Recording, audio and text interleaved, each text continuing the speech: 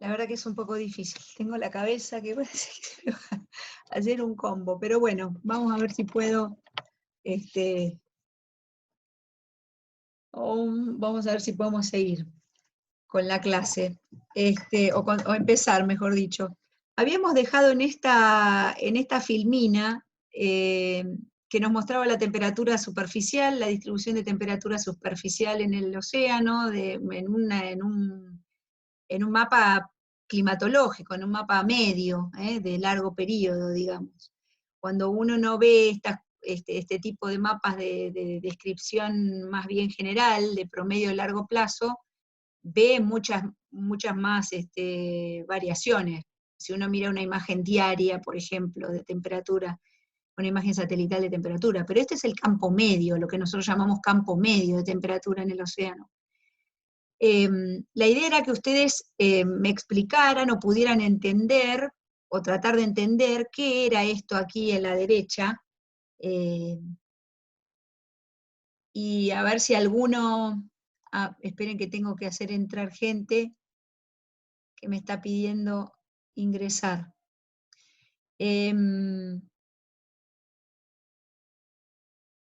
¿Alguien se anima a explicar lo que es este gráfico de la derecha? Tenemos un gráfico XY donde el eje X es la temperatura y el eje Y coincide con las latitudes, ¿no? O sea que está, digamos, en combinación el gráfico de la derecha con el mapa de la izquierda. Estefanía, ¿te animás? Hola.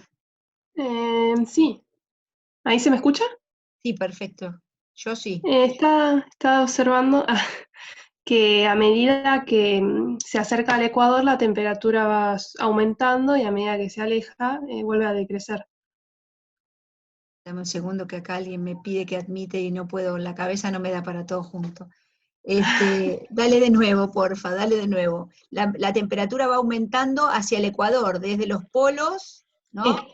Hacia el hacia el ecuador. ecuador. Y Perfecto, a medida que se aleja vuelve a decrecer. perfecto. O sea que claramente lo vemos en el mapa de la izquierda. La idea es que lo que se ha hecho acá en este mapa de la izquierda es pararse a una latitud determinada, por ejemplo, no sé, a 60 grados norte, ¿no? Y hacer el promedio de toda esa latitud. La temperatura promedio a toda esa latitud va a dar el valor que tenemos acá en la curva amarilla, ¿sí? Si yo promedio, me paro, me quedo fijo en una latitud y hago el promedio, ese valor es un único valor para esa latitud y es lo que está dibujado acá. Entonces es como simplificar un poco la información. En el mapa estoy viendo la distribución para toda latitud y toda longitud y todos los océanos. Y en el gráfico de la derecha lo que estoy mostrando es un valor característico de determinada latitud. Y fíjense que en el hemisferio norte y en el hemisferio sur es bastante similar, y lo que podemos ver claramente es la magnitud del cambio, digamos. ¿Qué valores de temperatura tengo en superficie en la región ecuatorial? En promedio, más o menos, póngale, no supera los 3 grados, ¿sí? En promedio.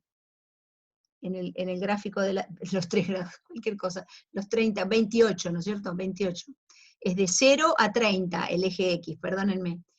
De 0 a 30. Estaba frío si era 3 grados ahí en el Ecuador. Y en la latitud 60 grados, por ejemplo, tengo un promedio de, qué sé yo, 10, 11 grados. Entonces tengo un salto de 11 a 28 aproximadamente. Es más fácil, es como que la información está más resumida en ese mapa, en ese gráfico. Después lo vamos a ver más adelante, ese gráfico, en vez de apaisado, lo vamos a ver horizontal y lo van a reconocer. Perfecto. ¿Todo bien hasta ahí? Entonces acá, en la filmina siguiente, pasamos a por qué el océano profundo es relativamente frío. Eso que vimos recién son valores de temperatura de superficie, ¿sí?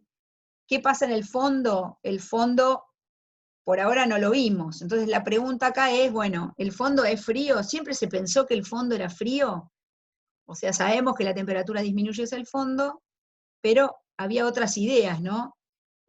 Antiguamente. Entonces, acá lo que tienen en esta filmina es un poquito la historia de eso. En 1751, Henry Ellis, que era el capitán de un barco de esclavos inglés, hizo un gran descubrimiento cerca de latitud 24 norte. Lo que hizo fue medir la temperatura del océano profundo, lograron medir la temperatura, fíjense, ¿no? 1750. Medir la temperatura del océano profundo, y ahí se dieron cuenta que las aguas eran muy frías en el océano profundo y que, bueno, todos sabemos que eso después iba a ser verificado para todo el océano. Pero para ellos fue una gran sorpresa, porque lo que pensaban era que, digamos, que el calor que entra a través por los flujos, ¿no? Por el flujo de calor desde, digamos, desde la atmósfera hacia el océano interior, podía calentar el océano, ¿no? Y que hubiera calentado de la misma manera, digamos que en algún momento la mezcla del océano hubiera calentado todo, ¿no? Como, digamos, si yo tuviese este vaso o cualquier recipiente, le empiezo a dar calor por la superficie, le empiezo a entregar calor a través de la superficie, y bueno, y el calor en algún momento se distribuiría en todo el volumen. Eso es lo que se pensaba antiguamente, pero cuando fueron a medir y vieron que el océano profundo era frío, entonces, bueno, ahí empezamos a pensar, se empezó a pensar cómo era eso, cuál era la dinámica atrás de eso, de esa realidad que estaban midiendo. Y, y bueno, la solución al problema la encontró el conde Rumford, cerca del 1800, y lo que desculó, digamos, lo que explicó fue que el agua se enfría en las regiones polares, se hunde y viaja por el océano profundo, y el agua se calienta básicamente en las regiones ecuatoriales, en superficie, y, y entonces hay como celdas convectivas, ¿sí? Acá hay muchos meteorólogos, así que a las celdas convectivas las conocen, y los geólogos también conocen las celdas convectivas, porque donde hay magma caliente a profundidad, el magma asciende, ¿no? Y genera estos movimientos convectivos.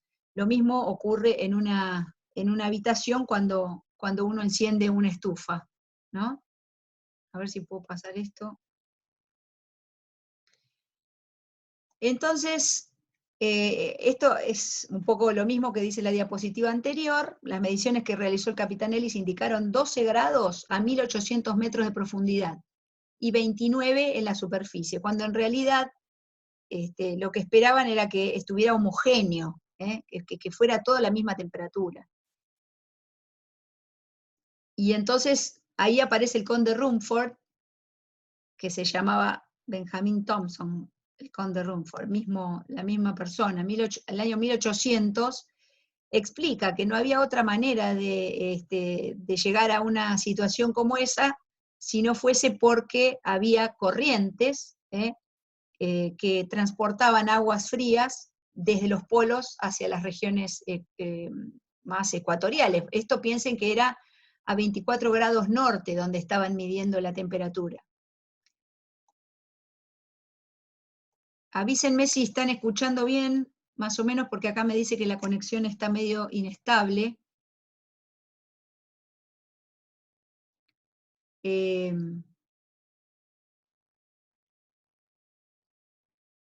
Sí, se escucha bien. Entonces, lo que dice es que el experimento del capitán Ellis al principio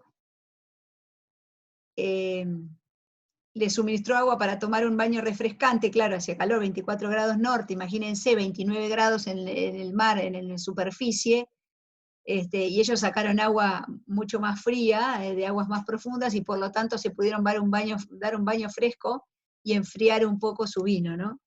Esa es una nota de color. Este es el gráfico que les decía que íbamos a ver ahora en forma vertical. ¿Alguien me quiere decir algo o soy yo la que estoy hablando nomás? Soy yo la que estoy hablando.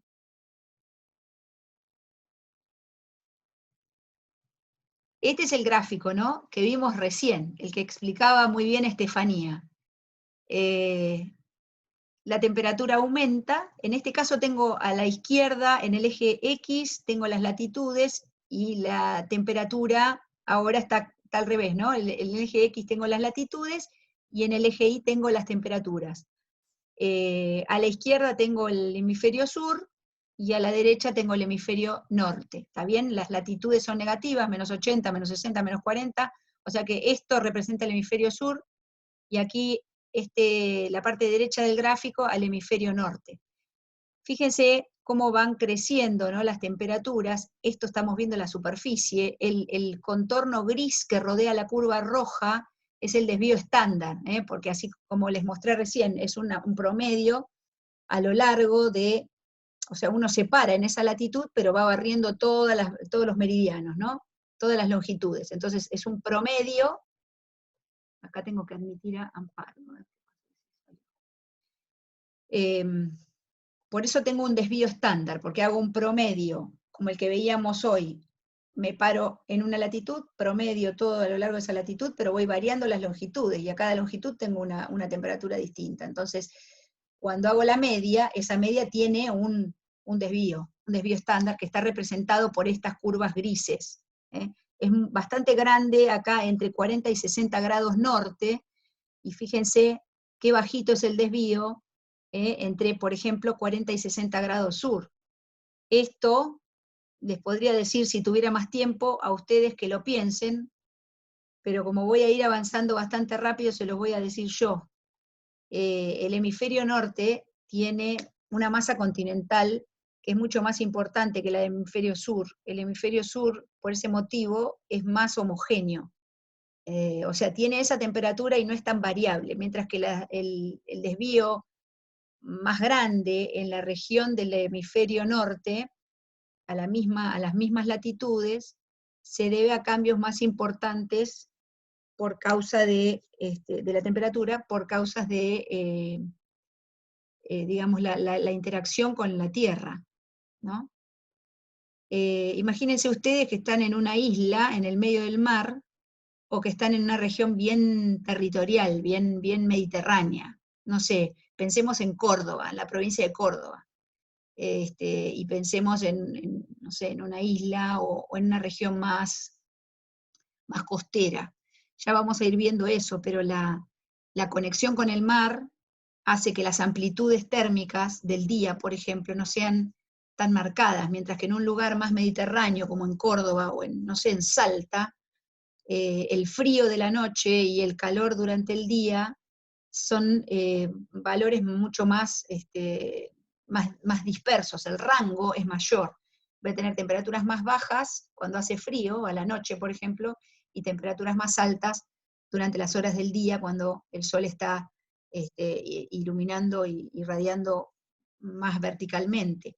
En el océano pasa lo mismo, cuando uno piensa, estoy en un hemisferio más continental o estoy en un hemisferio más marino. El hemisferio sur es un hemisferio eminentemente oceánico, mientras que el hemisferio norte es el que tiene toda la mayor parte de la masa continental. Y entonces hay diferencias entre un hemisferio y otro, y normalmente esas diferencias tienen que ver con esto, con la distribución de masa, con la distribución de tierras y mares. Pero bueno, me fui un poco, y lo que quiero mostrar acá es el cambio desde latitudes polares, digamos, desde, por ejemplo, 80, o un poco menos, ¿no?, 70, 60 grados sur, la temperatura está en superficie por encima de, vayamos a los valores positivos, por encima de cero primero. Por ejemplo, parémonos en 60 grados sur y en 60 grados norte, ¿no? Las diferencias son bastante grandes. En 60 grados sur tengo 2 grados, 5 grados, este es 2. Alguien marque si quiere con un anotador lo que estoy haciendo acá, para que se vea de qué estoy hablando. Estoy hablando de este valor, si ustedes ven mi mouse, de 2 grados a 60 grados sur, contra este de acá, que serán unos 7, exacto, gracias chicos, que serán unos 7 grados a 60 de latitud norte. Pero básicamente hay un ascenso marcado de la temperatura en superficie hasta llegar a esos 28 que nos mostraba el mapa que veíamos antes.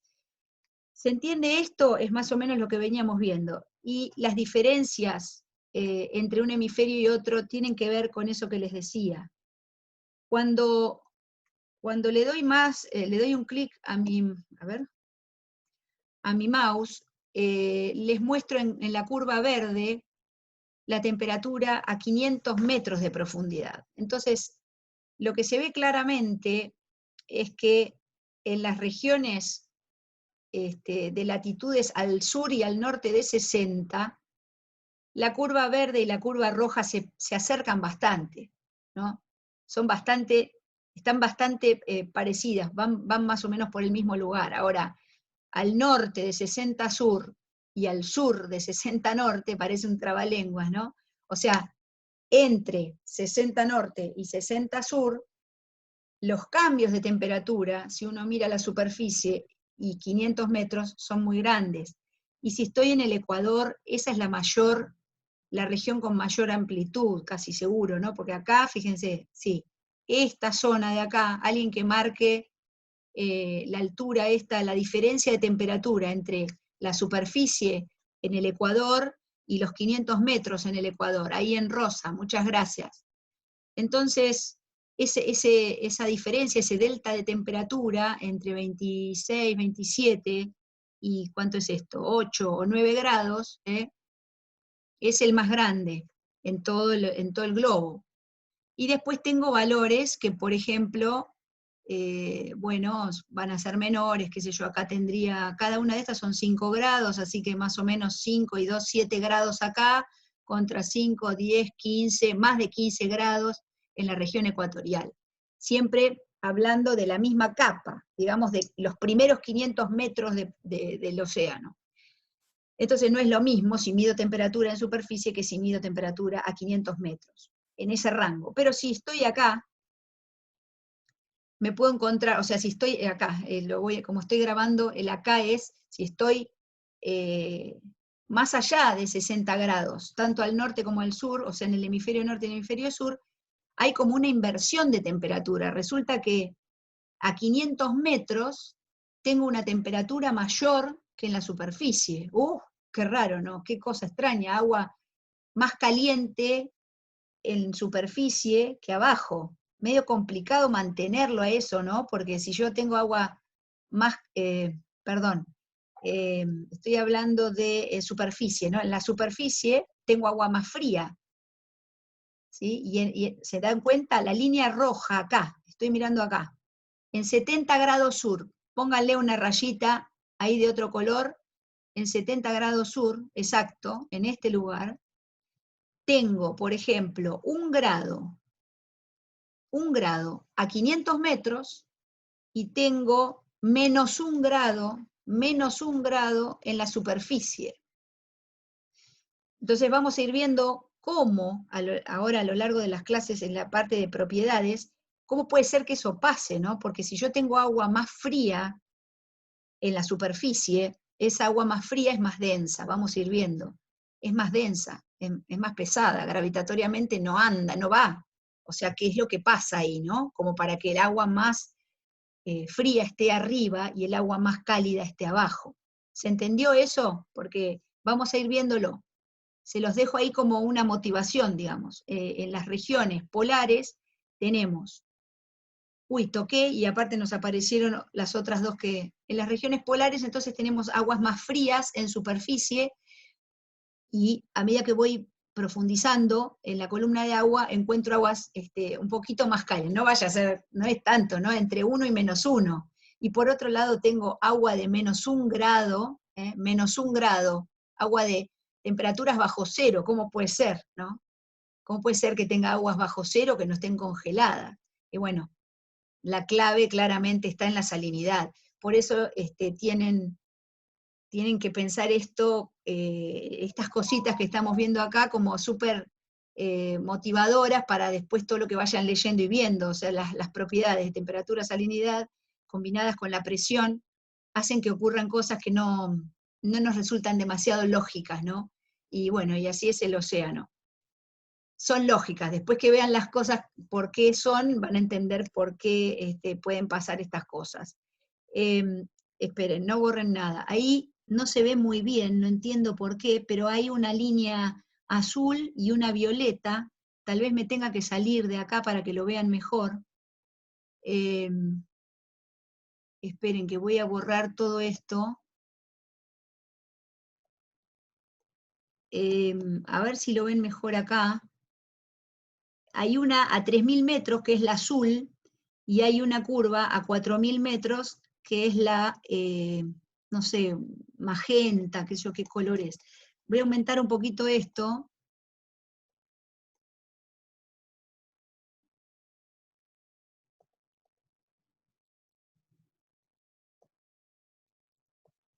¿Lo ven bien ahí? Estefanía, te veo. ¿Me haces así? Si lo ves, ahí está. Es a la única que veo acá, no sé por qué. Entonces fíjense cómo a valores, perdón, a profundidades más similares, 3.000, 4.000 metros, sí tengo una diferencia importante entre 500 metros y 3.000, pero ya entre 3.000 y 4.000, bueno, no es tanta la diferencia, el océano es mucho más homogéneo en profundidad. Y mucho más homogéneo, pero sí diferente, los valores de temperatura oscilan entre los 2 grados más o menos, mientras que en 500 metros tenía del orden de 8, 9 grados. Sí hay dos cosas que de las cuales no les hablé, que son estos dos, como dos montañas, ¿sí? Aproximadamente a 30 grados sur y 30 grados norte, y eso ya van a ver,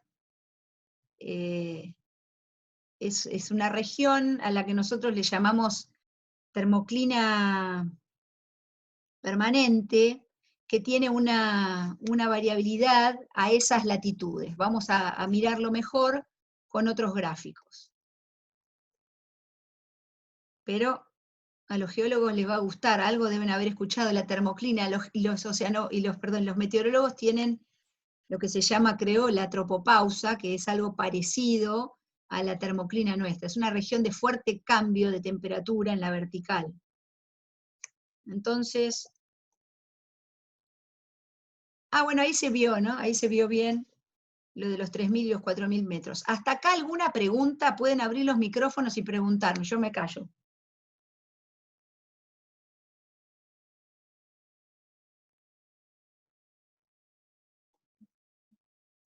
Nadie dice nada. ¿Hay alguien que esté escribiendo en el chat y yo no lo pueda ver? Alguna de las chicas me ayuda. O los chicos, chicas, no sé quiénes están. Profe, sí, en el chat aparentemente como que se va trabando una explicación. Como que no anda bien en internet. Ok. Entonces voy a tratar de hablar más pausado. Más pausado para ver. ¿A vos no te pasó, Steffi? Capaz que hay algunos. Se me traba un poco, pero no demasiado. Ok, a mí me está saliendo acá, solamente 2 veces me salió un cartel gris que decía que la conexión no estaba muy buena. Entonces cuando me diga eso voy a parar, voy a esperar que pase eso y voy a hablar después, a ver si ahí se va mejorando la cosa. Bueno, entonces hablábamos de la densidad, aguas más frías, aguas más cálidas, no tienen la misma densidad, porque la temperatura de un volumen de agua modifica su densidad. Cuando caliento un volumen de control, lo que hago es, o lo que ocurre es que hay una expansión de ese volumen, y si se expande, ¿no? Densidad es masa sobre volumen. Si el denominador aumenta, entonces ese cociente se hace más chico, por lo tanto hay una disminución de la densidad. Se expande, disminuye su densidad y asciende. Ese volumen de control que se expandió va a tender a subir. Cuando el agua se enfría, hay una contracción, una disminución del volumen y la densidad aumenta. Entonces, al aumentar la densidad, ese volumen se va a hundir por gravedad. Entonces, las variaciones de densidad son una forma efectiva de generar circulación vertical. Esto es importante porque nosotros vamos a ir viendo cómo se mueve, cómo es la dinámica del océano, y ustedes van a ver que hay una dinámica provocada, que hay movimientos provocados por el forzante del viento, por ejemplo, que básicamente es un movimiento horizontal del océano. Las aguas se mueven en sentido horizontal, pero hay un movimiento vertical que está absolutamente forzado por estos cambios de densidad. Nosotros le llamamos buoyancy en inglés. Buoyancy, que la traducción horrible es boyantez, es como que es más boyante, es como un corcho. Un corcho flota, porque tiene densidad menor que el agua que lo rodea. Ahora, si yo lo que estoy teniendo, en vez de ser un corcho, es, por ejemplo, una boya Argo, como las que les mostré, que tiene un mecanismo para variar su densidad, en algún momento entonces la boya está diseñada para hundirse, navegar a los 2000 metros de profundidad y después cambiar su densidad y ascender. Quiere decir que esos movimientos los puede hacer porque genera variaciones de densidad de sí misma, que en interacción con la densidad del océano hacen que esa boya o descienda o ascienda. Lo mismo le ocurre a las parcelas de agua. Lo mismo le ocurre a las parcelas de agua. Si yo tengo un volumen de control, y ese volumen de control, que es una parcela de agua, se enfría, si se enfría lo suficiente como para ser más denso que el medio que lo rodea, se va a hundir. Y al revés, si esa parcela de agua por algún motivo se calienta, entonces va a cambiar su densidad y va a ascender. Siempre en términos de lo que la rodea. Para los meteorólogos esto es algo fácil de pensar porque ya lo vienen estudiando y es lo mismo que ocurre en el aire, ¿no es cierto? Aire que se calienta en la región ecuatorial en superficie, porque se calienta en contacto con la tierra que se está calentando, ese aire modifica su densidad y asciende. Y en los lugares más altos de la atmósfera, donde el aire se enfría, entonces luego ese aire puede hacerse más denso y descender. Y así se generan estas que se llaman celdas convectivas.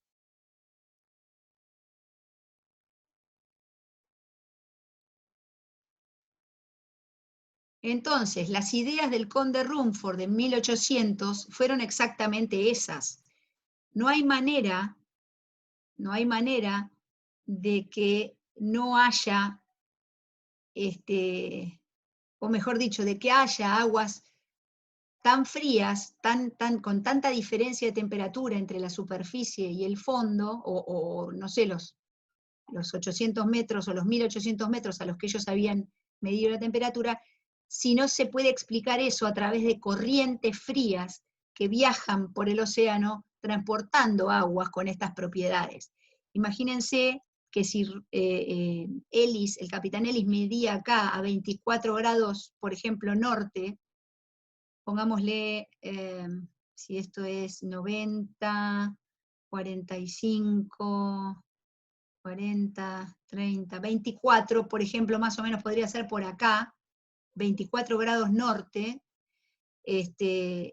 para encontrar el agua en superficie 28 y a 1800 metros encontrar agua de 12 grados, lo que él entendió es que el agua de 12 grados estaba siendo transportada por alguna corriente donde el agua, enfriándose en la superficie, hundiéndose por el cambio de densidad y viajando desde el norte hacia el sur, podía llegar a esa profundidad con esos valores de temperatura. Esa es la explicación que dio el conde Rumford. Y eso es básicamente lo que ocurre. A esto le llamamos circulación termohalina, se le llamaba antiguamente circulación termohalina, ¿por qué? Porque no es solo la temperatura la que produce esos cambios de densidad, sino que la salinidad también. Termo viene de temperatura, y todo lo que sea alino hace referencia a la salinidad. Termoalina quiere decir una circulación que se debe a cambios de temperatura y salinidad. Entonces, en este esquema estamos viendo cómo a través de los flujos de calor más intensos que recibe la superficie del mar en la región ecuatorial, el océano básicamente se calienta en esa región, pero se enfría en las regiones polares. Entonces, la manera de, digamos, mezclar el océano no es, o la manera en la que el calor llega al océano no es básicamente por difusión o por conducción, sino que el océano se va de alguna manera mezclando gracias a las corrientes. Esa es la mejor manera. Y por supuesto al viento, que genera una mezcla turbulenta, pero solamente en lo que sería lo que llamamos la capa de mezcla, que es una capa que no es muy profunda. Estamos hablando del océano profundo. Entonces, el agua que se calienta a través de estos flujos de calor más intensos por la región ecuatorial, se mueve hacia el norte y hacia el sur, se mueve hacia los polos.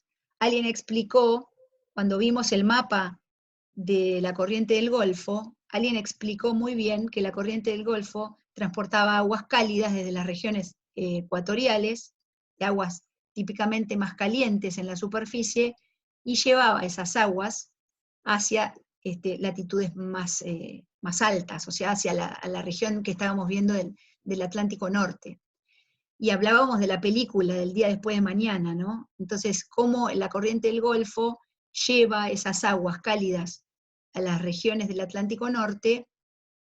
Eso es un patrón normal hoy en día, eso es lo que tenemos que entender. En un estado, en un modo del océano como el que tenemos hoy, eso es lo que ocurre. Las corrientes cálidas, como la corriente del Golfo, transporta aguas de mayor temperatura a zonas que son más frías en superficie.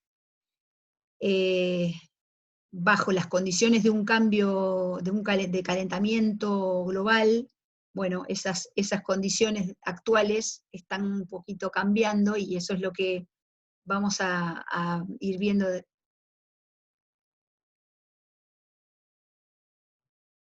Ahí me salió el cartel gris de la conexión, estaba más o menos, así que me callo así cuando no está bien la conexión. Se cortó un poco toda la explicación Bueno. de la circulación termomática. A ver, esperen un poquito.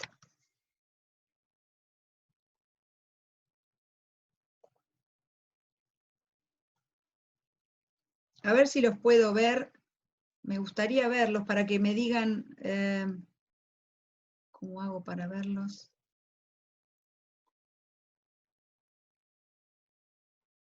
¿Por qué solamente veo?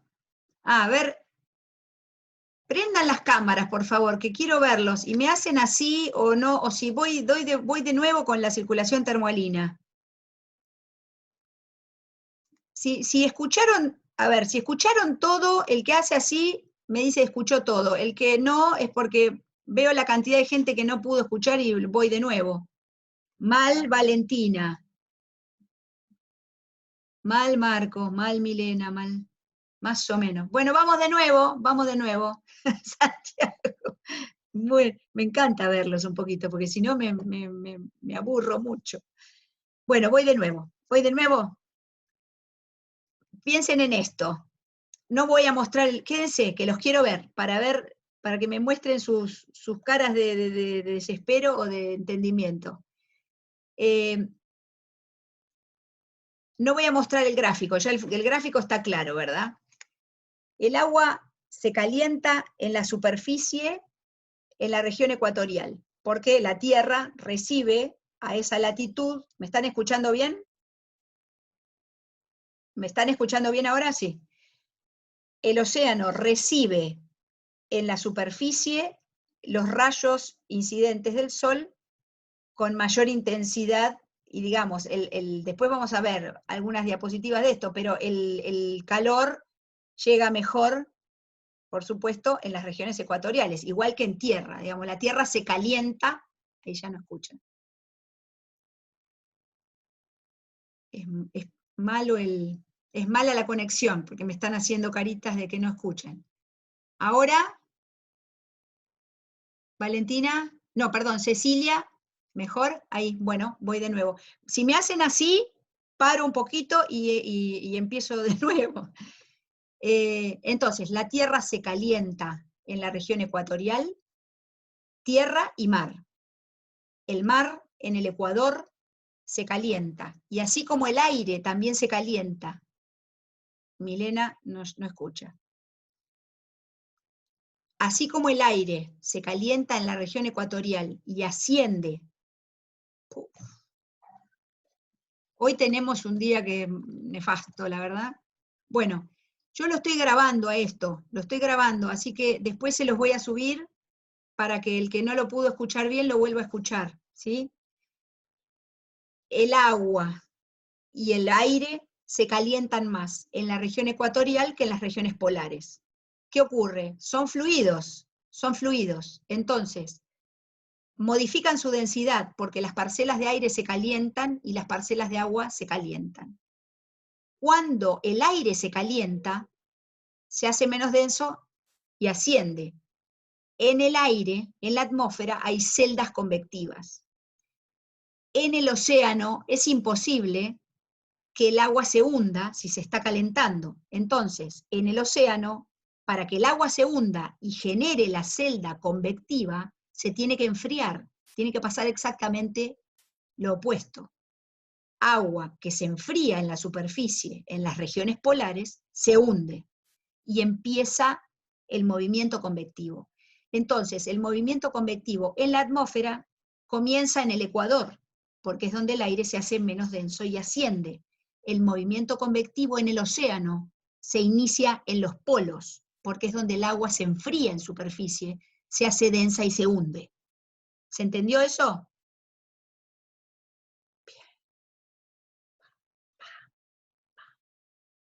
Bueno, vamos de nuevo a ver. A ver.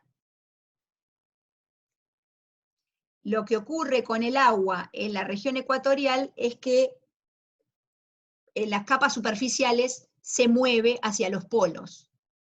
Se mueve y de alguna manera hay ascenso de agua de niveles más profundos que van a ocupar ese lugar que deja, digamos, el agua que se mueve, el agua ecuatorial que se mueve hacia el norte o hacia el sur.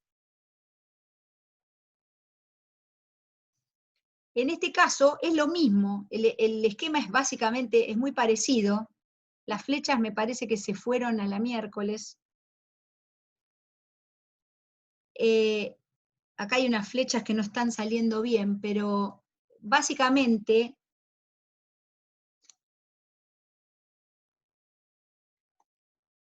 las líneas, lo que ven abajo son isotermas, ¿sí? Entonces ahora ustedes se pueden dar cuenta, esa isoterma de 8 o 9 grados que tenía las dos panzas, déjenme ver si puedo...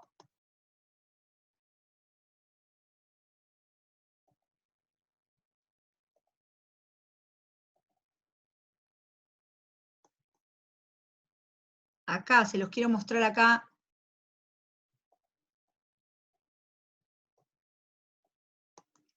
Esa isoterma de 8 o 9 grados está justo acá arriba. Tomemos la de 10, da igual, 8 o 9 grados. Es lo que yo les dije que se llamaba, en el caso nuestro, la termoclina permanente. La termoclina permanente es la región donde la temperatura cambia mucho en la vertical. Tenemos capas más calientes en la parte superficial hasta más o menos lo que yo les decía, los 30 grados norte y sur. Este esquema no tiene las latitudes, pero básicamente nos vamos a dar cuenta que ustedes van a aprender que este lado de acá es el polo sur, este es el hemisferio sur, y acá, voy a mover esto para allá, esto que tenemos acá es el polo norte. ¿Cómo sé yo eso? Bueno, porque la batimetría del Polo Norte, o sea, el fondo del Polo Norte, tiene una especie de, tiene como unas piletas, ¿sí? como unas cuencas, digamos, profundas, que son las que se van llenando con agua más densa. Estas cuencas, a medida que el agua se enfría y se hace más densa y va profundizándose, en el caso del hemisferio norte, es como que alimenta estas piletas profundas que luego rebalsan de agua más densa, y el agua más densa, como la ven acá, el agua más fría, puede llegar aún a profundidades más, o a zonas más profundas, gracias a esa topografía del fondo. En el caso del hemisferio sur, hay un paredón mucho más, con una caída muy abrupta, y entonces el agua densa del hemisferio sur desciende hasta las profundidades más grandes del océano. Agua de fondo antártica se llama esa, tiene un nombre especial. ¿Se acuerdan que yo les hablaba de que las masas de agua tienen su nombre y su apellido, como nosotros tenemos las huellas digitales? Bueno, el agua de fondo antártica realmente llega hasta el fondo. En cambio, el agua profunda del Atlántico Norte es un agua que es densa y llega hasta determinados niveles de profundidad que no son tan profundos como el agua de fondo antártica. Ya vamos a ver que en esta circulación termoalina hay una disposición de esas masas de agua que terminan estando a distintos niveles, como si fuesen estratos en geología, o como si fuesen las distintas capas de la atmósfera para los meteorólogos. Hay una estratificación y un acomodamiento de las masas de agua de acuerdo a su densidad, y por lo tanto de acuerdo a su temperatura, a su salinidad y al nivel al que está viajando, o en este caso, sí, en el sitio en el que está, o por la profundidad a la que va viajando. Acá yo hice un montón de líos acá con las flechas para mostrarles a ustedes esta diapositiva. Entonces lo que está mostrando es temperaturas, las mismas temperaturas que veíamos, casi valores más bajos que cero. Acá tienen el menos 0,5, ese menos 1 grado que decíamos, hay aguas de menos 1 grado que todavía están en estado líquido, ¿no es cierto?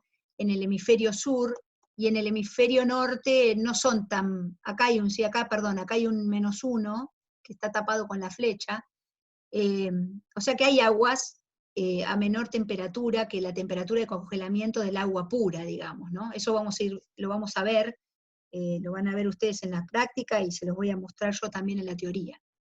Pero esto básicamente muestra lo mismo que lo que estábamos mostrando, que hay en los otros esquemas.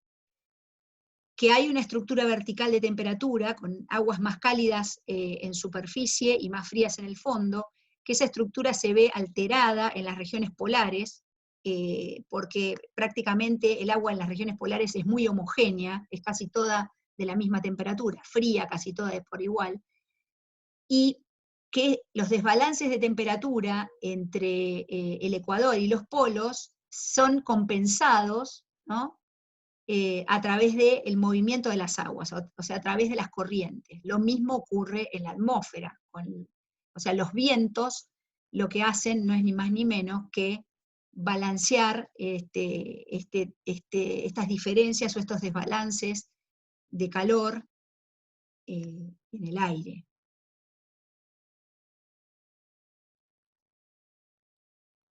Bueno, entonces las flechas indican, esta yo la había movido, las flechas indican movimiento de aguas cálidas desde el Ecuador hacia regiones polares, y hundimiento de aguas frías desde superficie al fondo en regiones polares. Esto era ecuatoriales, ¿no?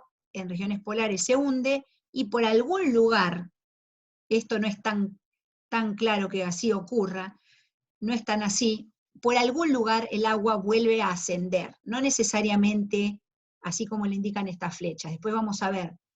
Cuando hay agua que asciende, nosotros le llamamos a eso surgencia.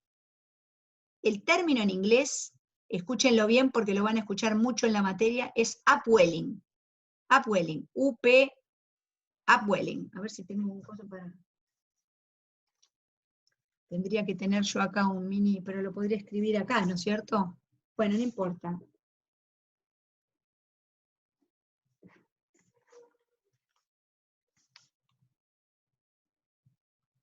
Upwelling. Surgencia.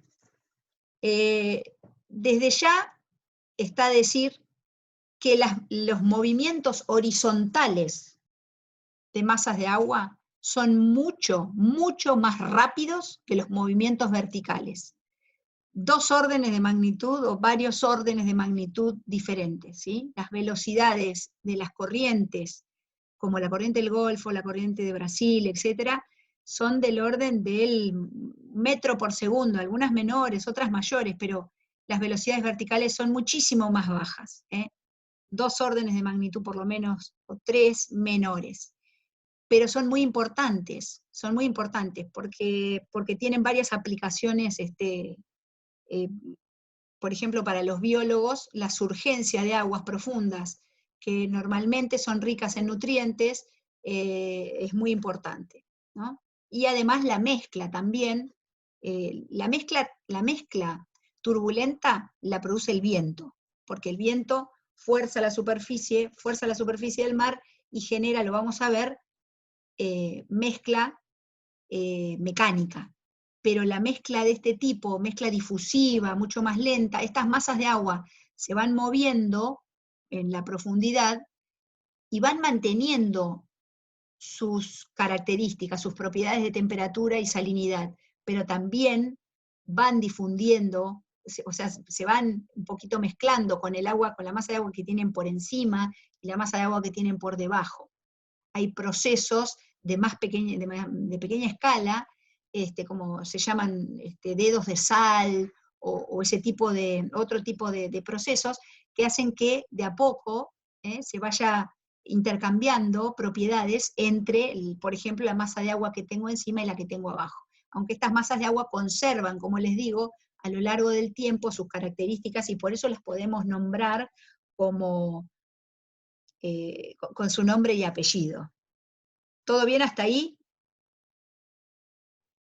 ¿Cómo están? ¿Están muy cansados? Bueno, acá cambiamos de... A ver, Sofía, decime, levantá el micrófono, Sofi. Sofía Muñoz. ¿Nada? ¿Cómo estás vos? Yo veo 4 caras acá nada más, no veo a nadie más que a Sofía, Cecilia Villegas, Sofía Muñoz, Estefanía Fernández. Ahí la veo a Milena. Hágame una sonrisa. ¿Cómo vamos? ¿Vamos bien o paramos un poco? Sí, vamos bien. Bueno, a ver qué hora es. 4:07. Bueno, muy bien. La vida en el mar. Acá tienen un mapa así muy, muy genérico. Lo vamos a ir viendo con más detalle, como para que vean que a partir de imágenes satelitales de color del mar, se pueden ver, es como si fuese el NBDI, el índice verde en tierra, ¿no? Ustedes saben que el índice verde es muy importante, por ahí los geólogos han visto ya algo de eso, es muy importante para la gente del campo y para todo lo que tenga que ver con uso del suelo. El índice verde me muestra un poco dónde hay clorofila, dónde hay bosques, dónde hay verde en tierra y dónde hay desiertos. Bueno, el índice verde en el mar se llama concentración de clorofila. Esto, disculpen que está en inglés. No, bueno, porque es un producto, ¿no? Esta es una imagen que se las actualicé el otro día, es de febrero de este año. Este es un promedio mensual, no es un mapa climatológico, sino que es un promedio del mes de febrero de este año. Uno también puede hacer un mapa climatológico de toda la misión. Por ejemplo, en este caso se trata de un satélite que se llama VIRS, o mejor dicho, de un sensor que se llama VIRS, y el producto, esto es PP, tiene que ver con productividad primaria, y acá, digamos, vamos a estar viendo, lo que ustedes no tienen es una paleta de colores, pero lo que podemos ver, si ustedes miran en el hemisferio sur, especialmente en la plataforma nuestra, Les puse un mapa de febrero porque nuestra plataforma, ya en verano, tiene muy florecido el talud. ¿Qué quiere decir muy florecido el talud? Estoy viendo en rojo, en colores rojos, naranjas y amarillos, las zonas donde el mar, en la superficie, tiene la mayor concentración de fitoplancton. Entonces, cuando el mar tiene mucho fitoplancton, se pone verde, es como una sopa verde. Ya les voy a mostrar alguna foto para los que no son biólogos y ya han visto este tipo de muestras de agua con mucha concentración de fitoplancton. La clorofila es el pigmento verde que tienen las algas marinas, que es como si fuese, bueno, es el primer eslabón de la cadena trófica en el mar. Si no están estos organismos, difícilmente haya lo demás.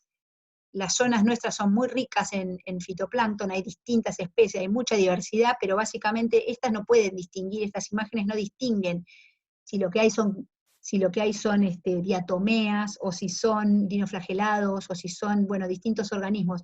Sí hace como una integración de lo que es la clorofila.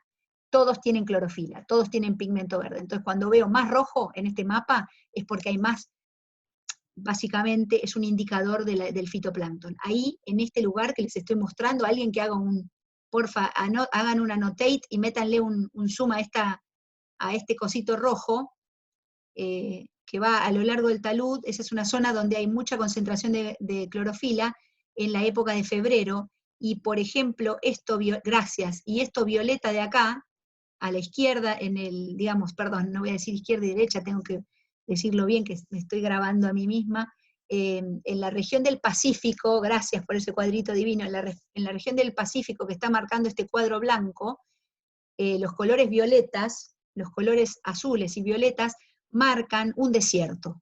Ese es un desierto. El centro de los océanos son desérticos. Las regiones más cercanas a las plataformas son las regiones más productivas, porque, bueno, estos organismos necesitan luz y nutrientes para proliferarse, para florecer.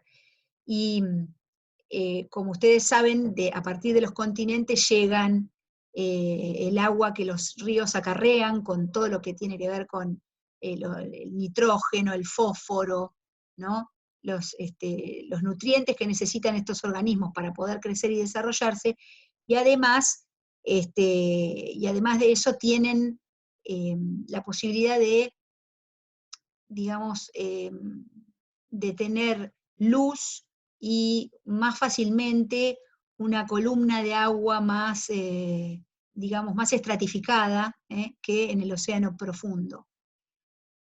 Eso después se los voy a explicar bien, pero la idea es que estos organismos, no se olviden ustedes que lo que necesitan estos organismos es luz y nutrientes. Y esas condiciones de disponibilidad de luz y nutrientes, por ejemplo, cuando ya empezaron a florecer, y se van consumiendo los nutrientes, en una zona de plataforma esos nutrientes pueden llegar más fácil por la dinámica de una plataforma y por las concentraciones que hay de esos nutrientes en la plataforma. Mientras que en el océano profundo eso no pasa, y entonces ocurre estos desiertos con muy bajos valores de clorofila y por lo tanto muy bajas concentraciones de fitoplancton. Les muestro esto porque vamos a ir viendo un poquito la relación que hay entre la física, la oceanografía física y la biología, o sea, cómo se asocian estas zonas de muy bajas concentraciones y estas zonas de muy altas concentraciones. El símbolo rosa que alguna de las chicas marcó, muestra casi toda la plataforma, pero bastante notorio la señal esa roja en el cambio fuerte de batimetría, en la zona del talud de la plataforma nuestra. Estas imágenes ustedes van a aprender a buscarlas, a bajarlas, a usarlas. Básicamente este es el lugar de donde saqué la de... Alguien que borre porfa. Estas imágenes las saqué de lo que es gracias, del sitio que está aquí, de Color del Mar, de la NASA. La CONAE tiene un sitio en la Argentina, nosotros tenemos la Comisión Nacional, CONAE de espacial, la Comisión Espacial, no me sale la sigla, bueno, no importa. Actividad espacial. Sí, porque está la CONEA y la CONAE. La CONEA es la de energía atómica, ¿sí? Y la CONAE es la de actividades espaciales. Bueno, la CONAE nosotros tenemos satélites argentinos, y tenemos, entonces se cuenta con imágenes que son bastante específicas para la Argentina, pero en general hasta ahora, porque hay una misión que se está digamos que está siendo llevada adelante, pero bueno, todavía no se lanzó ese satélite. En general los sensores que se utilizan por ahora de los satélites argentinos apuntaban mucho a tierra, y esta nueva misión que se llama Sabiamar le está apuntando al mar. Entonces vamos a tener mejores imágenes también para la zona marina. Lo que ven acá es una imagen que se llama Quasi True Color, que se llama color real, a la izquierda. La del medio es el producto ya clorofila, como el que estábamos viendo, ahí pueden ver la señal de alta concentración de fitoplancton en el talud, y la de la derecha es una imagen de temperatura superficial. Después van a ir aprendiendo todas estas cosas con detalles, pero básicamente estos links implican que ustedes se pueden bajar estas imágenes, y es muy importante que los que no saben programar en MATLAB ya vayan aprendiendo, porque este tipo de imágenes, de archivos que son NetCDF, los van a poder ver fácilmente cuando ustedes sepan programar en MATLAB o en Python. Ahora ya no es más MATLAB, sino que es Python. Así que les recomiendo a todos los que todavía no programan, que aprendan a programar, porque el manejo de los datos satelitales en todo sentido es mucho más fácil de realizar cuando uno tiene manejo de esas herramientas. Bueno, para ir terminando, creo, con de la introducción general, cosas que les quiero mostrar para que vean por qué vamos a aprender un poco más sobre la circulación termohalina y qué es lo que les sirve a los geólogos en términos de pensar el calentamiento global, y cómo el océano tiene influencia en esto. Les muestro esta imagen de la temperatura, anomalía de temperatura. Anomalía, todos saben qué quiere decir, o sea, respecto de un promedio, de una climatología, la anomalía es cuánto se aparta de ese promedio. Entonces lo que estamos viendo acá son valores chiquitos del orden de 0,2, 0,4, 0,6 grados centígrados, y son tan chiquitos porque solamente estoy viendo el cambio, es decir, estoy viendo cambios respecto de un promedio, ¿verdad?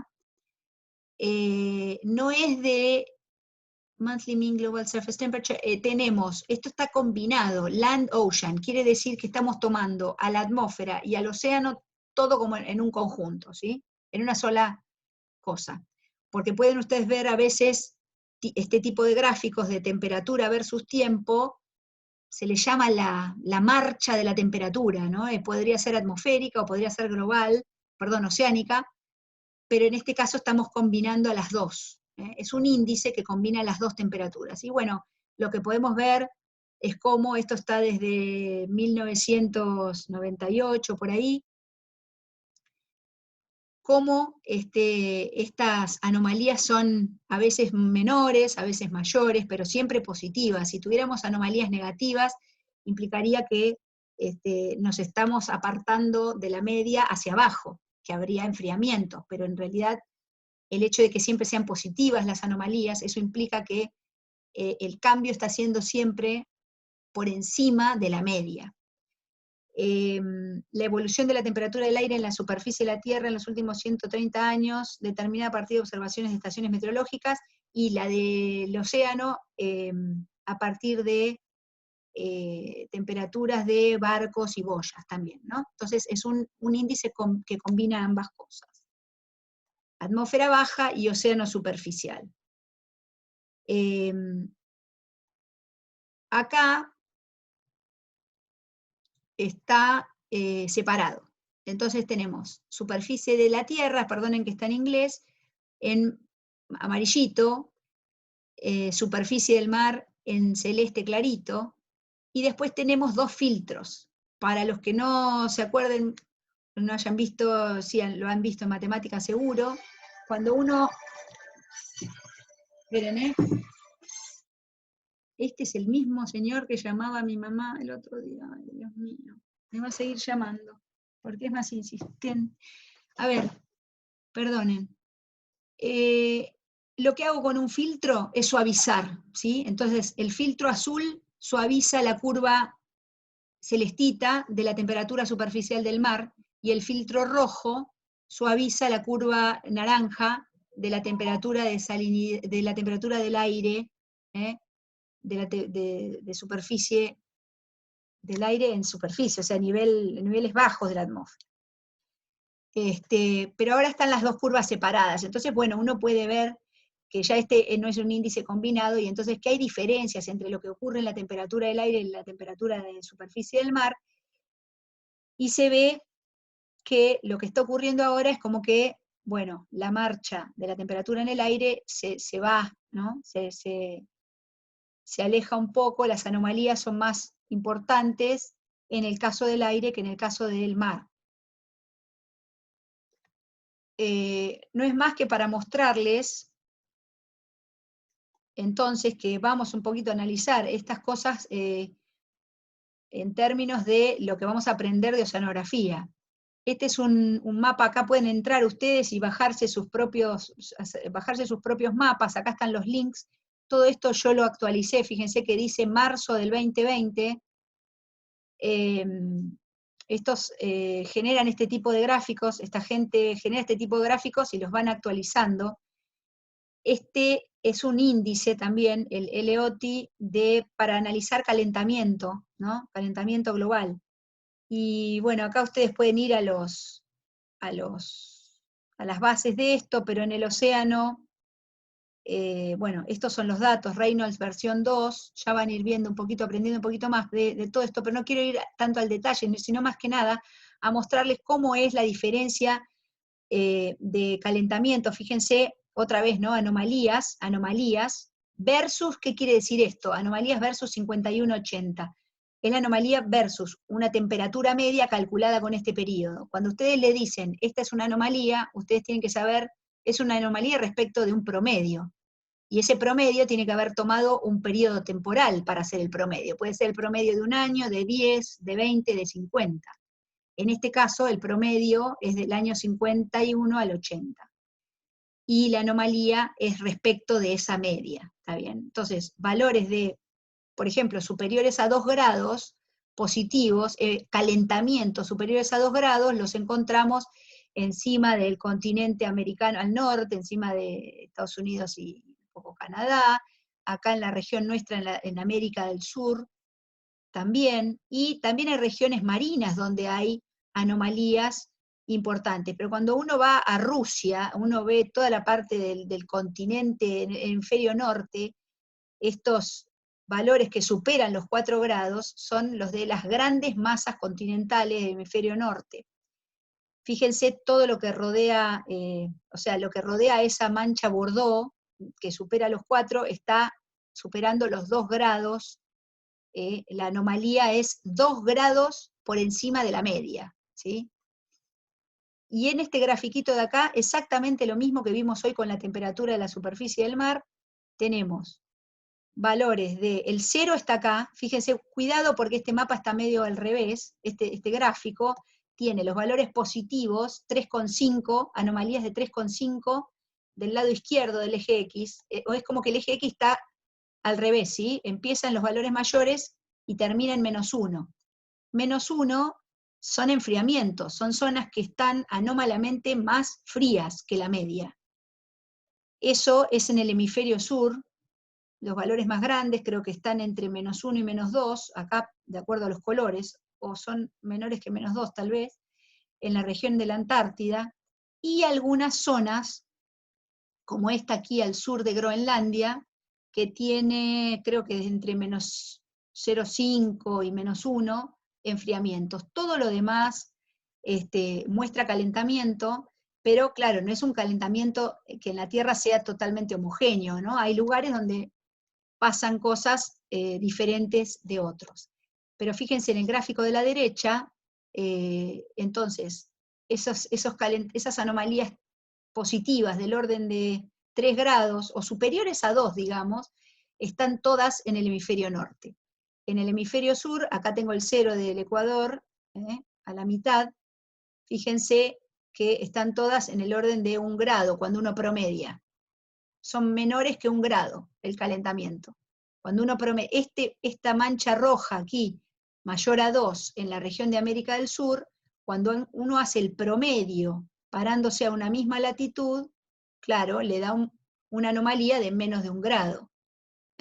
Eso implica que claramente el hemisferio norte se está calentando mucho más rápido y mucho más en términos de temperatura, está llegando a valores más altos que el hemisferio sur. Y eso tiene que ver con la distribución de agua y tierra. El hemisferio sur es un hemisferio eminentemente marino. Y esto entonces implica que ustedes van a entender uno de los roles más importantes que tiene el océano, que es el de regular la temperatura. En el océano profundo también hay zonas que se están calentando, también hay zonas que se están calentando. Aquí, en este puntito rojo, en la cuenca de Norteamérica, muestra Bermuda a 2000 metros de profundidad. Una tendencia sería esto, fíjense, 1920, en el eje X está el tiempo, 1920 a 2000, esto tiene bastante, esta seguramente habrá que conseguir algo más moderno, porque esto lo deben haber seguido monitoreando ahí en el hemisferio norte, casi 0,5 grados por siglo, un calentamiento de casi 0,5 grados por siglo a 2000 metros de profundidad. Y aquí, en el pasaje Bema, esto es en el hemisferio sur, en el Atlántico Sur, a 4000 metros de profundidad, ahora tenemos 0,2 grados por siglo. Ahora no, tenemos hasta el 2008, por ahí era hecho este estudio, 0,2 grados por siglo en la tendencia de calentamiento, ¿sí? Piensen que ahora con estas boyas que viajan a 2000 metros de profundidad y otras nuevas que viajan a 4000 metros de profundidad, podemos hacer muchas mejores deducciones, ¿no? Porque ahora tenemos muchos más datos. Entonces, a partir de que aparecieron las boyas Argo, hay muchísima más información y ya no es lo mismo porque, bueno, algunas cosas dependen de que hay más información, digamos, uno no puede comparar un periodo donde hay mucha más información con otro que tiene menos cantidad de datos porque la cantidad de datos es distinta, entonces justamente el peso de esa información o la validez de esa información no es la misma, porque la estadística mejora cuanto mayor es la cantidad de datos que tenemos. Entonces, el hecho de tener mucha cantidad de datos nos permite ahora tener, digamos, más precisión, más confianza en los resultados. No quiere decir que antes se hiciera mal, sino que había menos información. Y entonces esto confirma eso que les mostré en la diapositiva anterior, que podemos ver hoy en día que el calentamiento está llegando a capas profundas, no es solamente en la capa superficial. Y acá se ve en rojo y en negro, y ahora no hay nada de atmósfera, esto es todo océano, y ya no son anomalías de temperatura, sino que ahora en el eje Y estamos viendo contenido de calor en 10 a la 22 joules, o sea, esto es contenido de calor en el océano, y un cambio chiquitito en un cambio chiquito en temperatura implica, como dice ahí, enormes cantidades de energía. Lo que quiere decir es que para derretir los hielos, para aumentar el volumen de agua, para todo eso, lo que necesito es energía, ¿no es cierto? Fíjense, lo que muestra este gráfico son los primeros 700 metros de profundidad y después los primeros 2000 metros. O sea, agarro una capa de 700 metros o agarro una capa más profunda de 2000 metros de espesor. Y bueno, muestran algo diferente. La curva roja hasta el año 90 pasa por encima de la negra, y a partir de esa época la curva negra empieza a pasar por encima de la roja, y eso quiere decir que el contenido de calor está aumentando más cuando uno analiza, o da valores más altos cuando uno analiza todo el volumen de agua, ¿no? Claramente, si yo tomo un volumen de agua mayor, el contenido de calor puede ser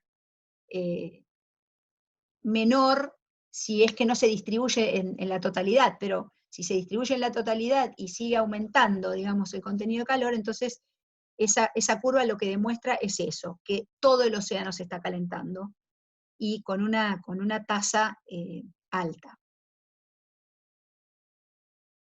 Entonces, acá se los voy a dejar a ustedes para que tengan cuidado. Cuando uno busca en estas páginas, tiene que mirar muy bien cuáles son los datos que se usaron, ¿no? Y sobre todo las notas que ellos mismos ponen. Acá hay una aclaración que dice que, bueno, ustedes después mírenla, pero básicamente habla de la cantidad de datos, ¿no? Debido a la scarcity, a la escasez de datos en el área, el análisis objetivo de los flotadores, las boyas derivantes que les decía, crearon un área enorme de agua dulce y very large fresh area, sí, un área grande de agua dulce, no fresca, no en términos de temperatura, sino de baja salinidad, cerca del océano Ártico. Y eso es como que aparentemente no es representativo de la realidad, y eso se debe a la información. Entonces, es muy importante, muy claro, muy, ¿cómo les diría? Muy importante que ustedes siempre que bajen un gráfico de estos que están hechos y todo, miren todo lo que la gente sube, y no solo lo que los mismos que generan los datos suben, sino de otras personas que a veces les critican las cosas o que encuentran, a veces no es por crítica, a veces porque realmente se encuentran problemas usando las mismas bases de datos. A veces todos usamos las mismas bases de datos y hacemos los mismos análisis y resulta que dan distintas cosas, entonces ahí saltan cosas que pueden haber habido de algún error porque como todos somos humanos, ¿no? Con lo cual uno siempre tiene que estar desconfiando. Creo que esto terminaba acá. Parece que sí. Ah, no, sigue. Consecuencias del calentamiento, bueno, esto no me hace falta mostrárselos mucho, esto lo pueden mirar después. Estas son fotos del glaciar Uppsala en Argentina y de un glaciar americano, cómo han ido perdiendo, ¿no? Cómo han ido retrocediendo los glaciares, y acá el retroceso del Uppsala. Bueno, yo les decía acá preguntas lindas y claves, ¿no? ¿Qué distancia retrocedió el glaciar? ¿En cuánto tiempo ocurrió? ¿Cuál es la tasa de retroceso? Me gustaría que hay muchos geólogos en la materia que averigüen que averigüen para contestar estas preguntas. Me parece importante, acá fíjense, están los años, hay una manera de alguna manera de sacar, no estoy hablando de, cuando les digo qué distancia retrocedió, de lo exacto, pero sí un orden de magnitud. Fueron, no sé, 1 kilómetro, fueron 50 kilómetros. ¿En cuánto tiempo? Tenemos una idea acá, porque cada curva hecha de estas está hecha implica ahí el año. Esto se hace con imágenes de color. Fíjense que acá se ve la nieve en el pico de las montañas, entonces se va viendo año tras año cómo va cambiando el frente del glaciar. Entonces, en 1968 estaba por acá, y en 2015 resulta que está por acá. Entonces, el glaciar Uppsala retrocedió toda esta distancia, y uno puede calcular, a partir de la distancia y el tiempo que tardó, cuál es la tasa, cuál es la velocidad con la que está retrocediendo. El calentamiento también genera cambios en el nivel medio del mar. Ustedes saben que por dos motivos, esto es muy importante. Derretimiento de hielo, claramente, va a generar que el agua dulce, que está contenida en los casquetes polares, el agua dulce, el agua de hielo continental, y también el agua de hielo permanente, marino, hay bastante de hielo permanente, pero hay mucha zona de hielo marino que se derrite y se congela estacionalmente, por eso digo el hielo continental, ¿no? Si el hielo continental se derrite, va a haber un aumento de volumen de agua que llega al mar. Por lo tanto, el nivel medio del mar, que es después lo vamos a ver mejor, el nivel medio del mar, que es un nivel imaginario, digamos, donde uno puede, cuando uno hace un promedio a largo plazo, muy largo plazo, tiene entonces dónde estaría la superficie libre del mar, y claramente esa superficie cambiaría si yo agrego volumen de agua producto del derretimiento de los hielos continentales. Pero también, cuando uno aumenta la temperatura de un cuerpo de agua, aumenta el volumen. Y el cambio de volumen, debido al cambio de temperatura, es muy grande también. Entonces, después háganse una leidita. Aquí no sé cómo manejan el inglés, pero bueno, me parece que es importante. Y si les gusta, en este me gustó porque lo agregué ahora, porque es un sitio en el cual ustedes pueden interactuar con el gráfico, pueden estirarlo, pueden ver detalles, determinados detalles a lo largo del tiempo, y pueden estirarlo tanto en el eje X, en el eje del tiempo, como en el eje del cambio del nivel del mar. O sea, esto está en milímetros, piensen que son muy chiquitos, 150 milímetros. Piensen que los cambios en largo periodo son muy pequeños. Nosotros vamos a ver algunos valores, pero la idea es que estamos pensando cuáles son los impactos, digamos, del calentamiento global, cuáles son los impactos del calentamiento en el mar. Entonces, por un lado tenemos, los glaciares no son en el mar, aquí el derretimiento de los glaciares y el cambio de volumen en el mar generan cambios en el nivel medio, y después tenemos que los cambios de temperatura, ¿no? Los cambios de temperatura también generan cambios en la concentración de los gases, ¿no? Entonces, la temperatura media global, acá hay un gráfico que muestra, en este caso, perdón, podría ser al revés, ¿no? Uno lo puede pensar como quién está primero, el huevo o la gallina. El CO2, el aumento del CO2 es el que hace efecto invernadero, o el metano, el CO2, son gases de efecto invernadero que no permiten, digamos, que la atmósfera intercambie calor como debiera, o sea que cierran cierran bastante el intercambio de calor entre la atmósfera y el exterior, y entonces el calor va acumulándose en la Tierra, ¿no? O en lo que es la atmósfera terrestre. Entonces este gráfico muestra estos serían 800 años, estos miles de años, ¿no? Thousands of years son 800.000 años atrás, y la actualidad, el cero sería, los geólogos están muy acostumbrados a ver estos gráficos de 800.000 años atrás, nosotros no mucho.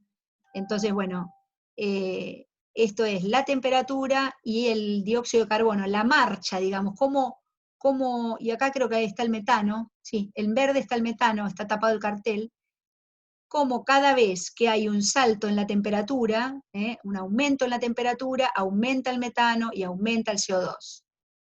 ¿No? Aumenta la temperatura, aumentan los gases. Bueno, entonces uno puede decir, la temperatura aumenta porque aumentan los gases, o los gases aumentan porque aumenta la temperatura. Básicamente, lo importante que quiero dejarles es que estamos en un periodo en el cual el aumento de estos gases de efecto invernadero es monstruoso, la tasa con la que está aumentando.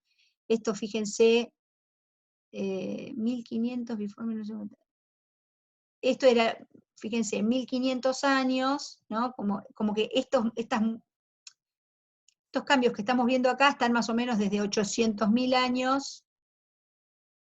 No, esperen, esta escala es distinta, ¿no? Esto es 1500 años. Esto es mucho más reciente, ¿sí? Esto es 800.000. Entonces, en los últimos 1500 años venía así, y cuando se acerca a la época nuestra, pega un salto impresionante, que es desde 280 a 380. ¿No? ¿Esto en qué está? Me faltan las unidades en que están Debe los... ser partes por millón, pero no figura. No figura la escala. Bueno, después se los confirmo. Sí. Todos los gráficos tienen esos valores de esa magnitud, 380, estamos llegando a 400 ppm, me parece, sí. A ver acá. Miles de años atrás. Acá también, sin unidades. Bueno. Sí, por favor, vamos a confirmar esto para estar claros, pero no tienen las unidades. Ven que los valores son similares. En el eje azul están el CO2, en el eje rojo la temperatura, anomalía de temperatura, lo que implica que acá en el azul, donde hay un pico, un poco repetir, ¿no?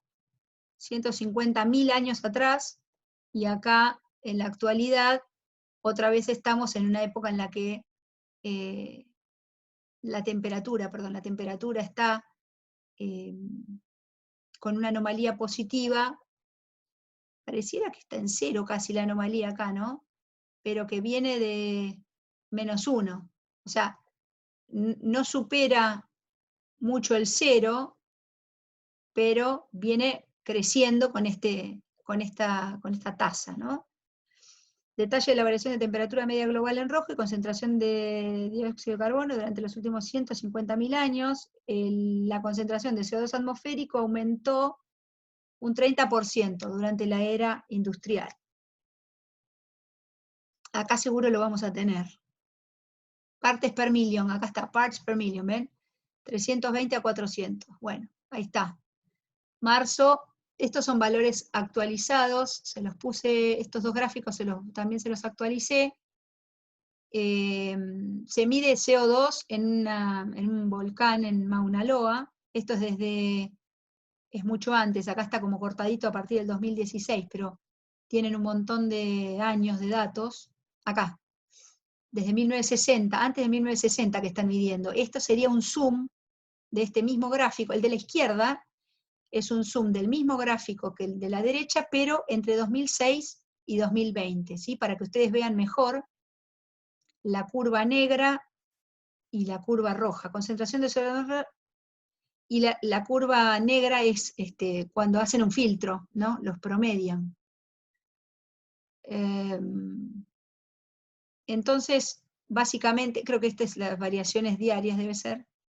Cuando uno hace un promedio, cuando uno deja el valor diario o mensual, no me acuerdo bien, entonces tiene una curva mucho más, como si uno hubiera pasado un filtro. Un promedio es como un filtro, ¿sí? Si yo tengo mediciones de CO2 diarias, entonces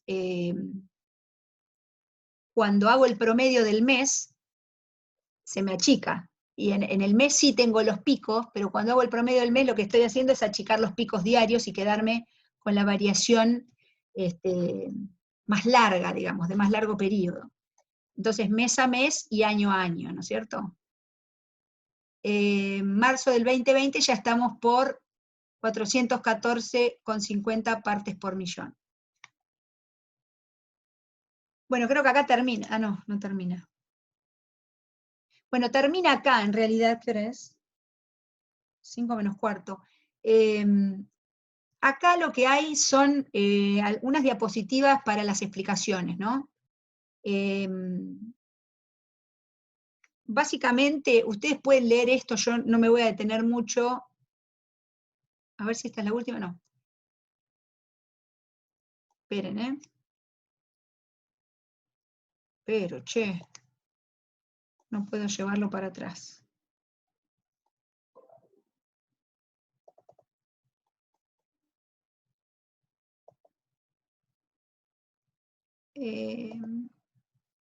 Básicamente existen algunas explicaciones cuando uno analiza cuáles son los periodos, lo que se llaman los ciclos de Milankovitch, que son los periodos de rotación, o sea, de movimiento de la Tierra alrededor del Sol, ¿no? Entonces uno tiene variaciones de la radiación solar simplemente porque la Tierra está posicionada en un lugar diferente respecto del Sol. Está más lejos o está más cerca del Sol.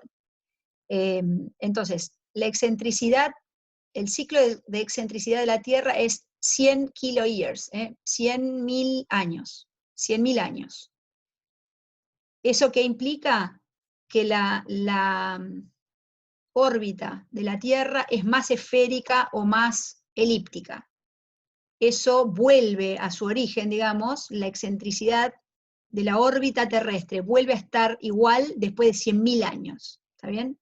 Quiere decir que, bueno, a lo largo de ese periodo, entonces se va modificando, ¿no?, la distancia Tierra-Sol.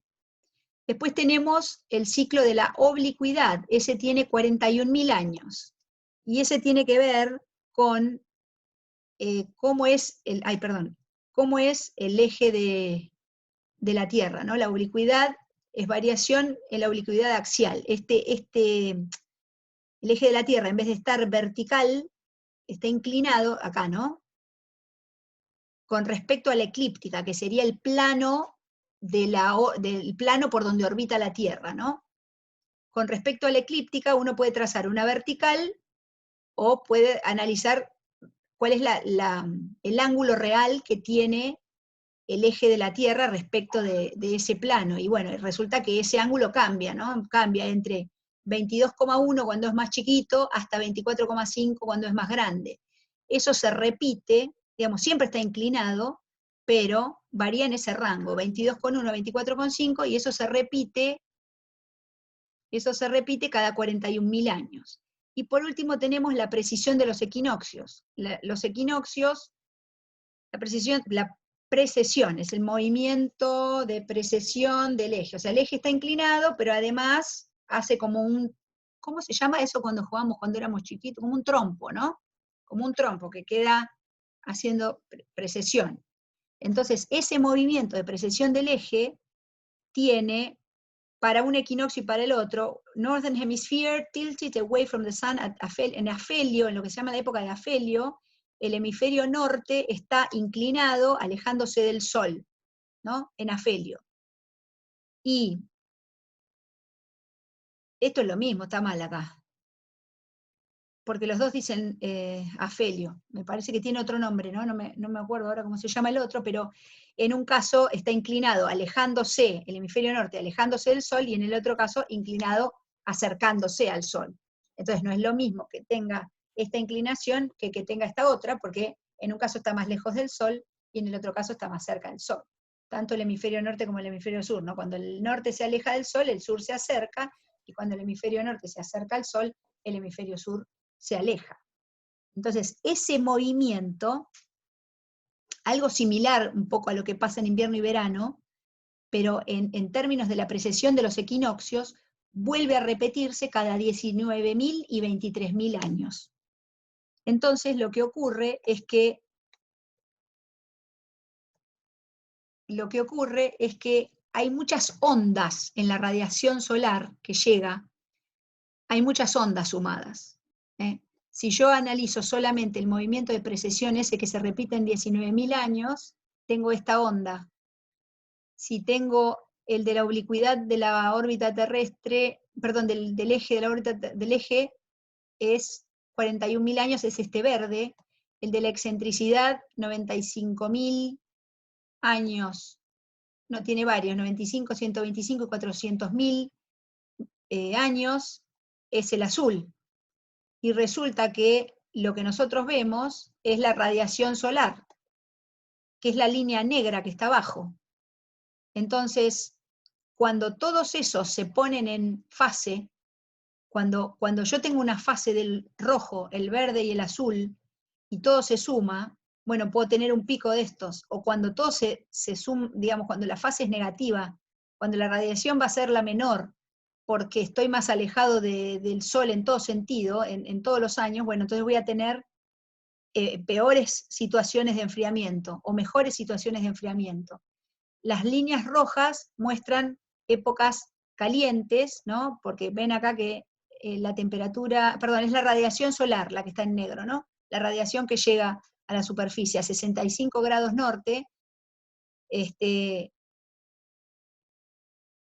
si ustedes lo pueden mirar después bien con una reglita, van a ver que estadios de glaciación, o sea, estadios fríos, ¿no? Coinciden como que todas las curvas estas están en un valle, mientras que cuando tengo periodos de calentamiento, bueno, todas las curvas estas están, o en algunos momentos por lo menos de eso, todas las curvas se pusieron en fase.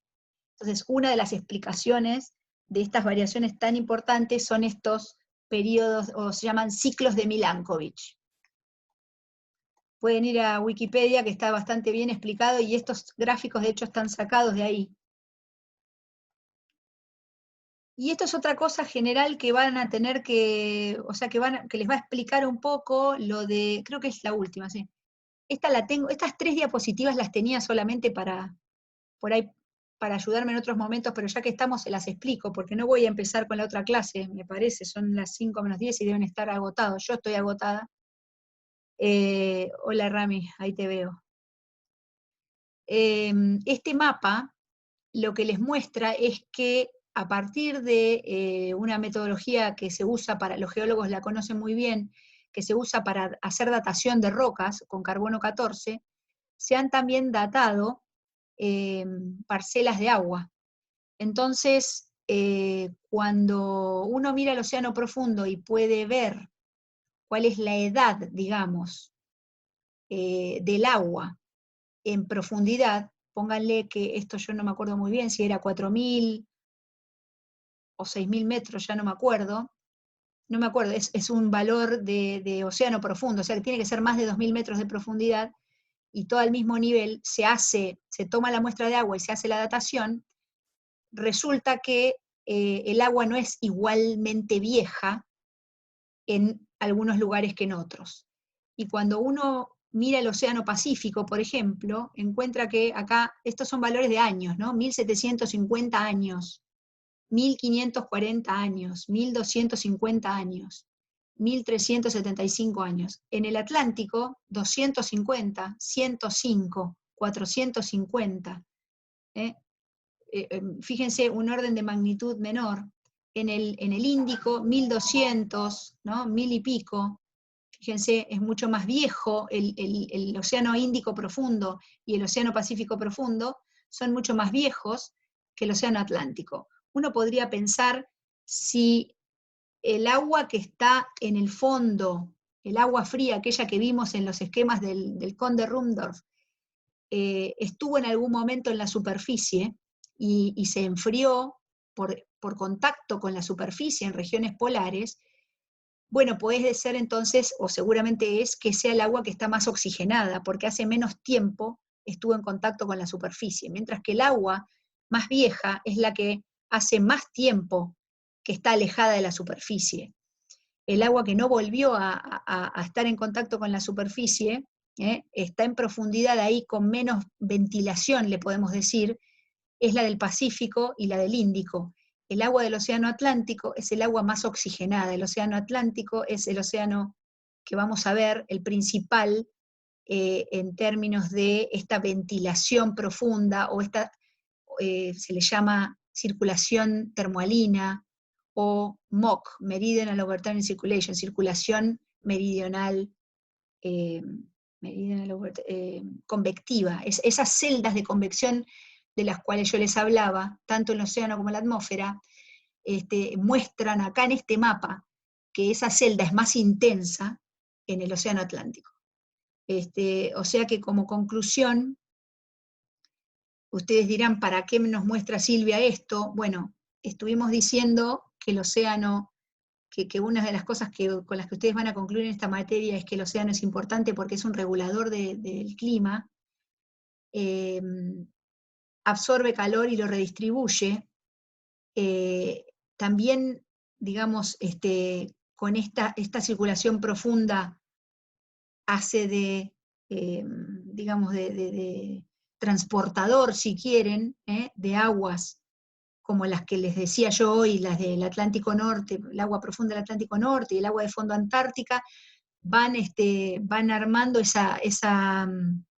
esa maquinaria, esto es como una máquina térmica, esto es como una máquina térmica, y el océano y la atmósfera tienen papeles fundamentales en esa máquina térmica, en el sistema terrestre, y tienen dos cosas muy, muy básicas que las hacen diferentes, que son las escalas temporales. La escala temporal los hace diferentes y la viscosidad, ¿no? La atmósfera es, los dos, lo que es igual es que son fluidos, fluidos geofísicos, pero tienen distintas viscosidades, distintas densidades, y por lo tanto, en su dinámica, se mueven y sufren procesos que son mucho más rápidos en la atmósfera y muchísimo más lentos en el océano. La Tierra, por supuesto, es otro fluido geofísico y es muchísimo más lento que el océano, ¿no? Entonces viene la atmósfera muy rápida, el océano intermedio y la Tierra mucho más lenta. Pero básicamente sufren del mismo tipo de procesos, estos procesos convectivos, procesos en los cuales, ondulatorios, en los cuales la energía se propaga. Todas esas cosas ocurren físicamente igual en las tres, tanto en la Tierra como en el océano como en la atmósfera. Lo que varían son la viscosidad, los tiempos, las escalas temporales de estos procesos.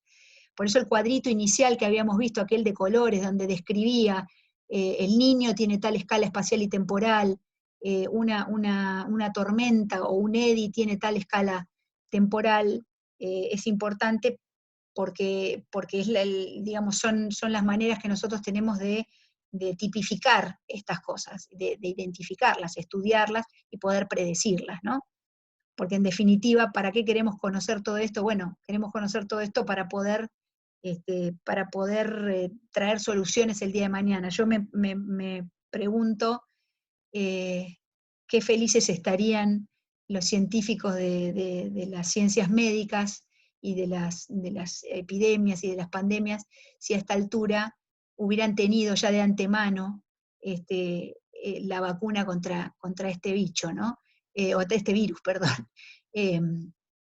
Así que por eso a veces cuando uno hace ciencia básica, la gente le pregunta a uno, bueno, pero ¿para qué estudias eso? ¿Qué sé yo? Bueno, lo estamos estudiando y necesitamos dinero para invertir en nuestras campañas, en nuestros estudios, para que el día de mañana, cuando haga falta, podamos tener herramientas para tratar de solucionar las situaciones a las cuales nos enfrentemos, ¿no? Y bueno, yo creo que del océano se sabe muchísimo más. Vivimos en una era en la que, como les digo, hay muchísima más información, pero bueno, toda esa información hay que manejarla, hay que analizarla. Así que me parece que esta introducción general, bueno, fue medio lenta, pero me parece piola para que ustedes, es como una motivación fuerte para que le metan pila, y si les gusta la materia, bueno, vayamos más rápido en las próximas y yo pueda también que mi mamá se mejore. Les mando un beso. Lo dejo a Rami. Sí. Lo dejo a Rami. Estudien mucho. Escúchame, Sil. Sí. Por Los favor, dejamos. ¿podés cambiar? Sí, ¿Podrías cambiar? te pongo de host. Perdónenme por todo el retraso. Chau. Esto, Rami, lo hago antes de terminar la sesión, ¿no? Sí. Acá, sos vos.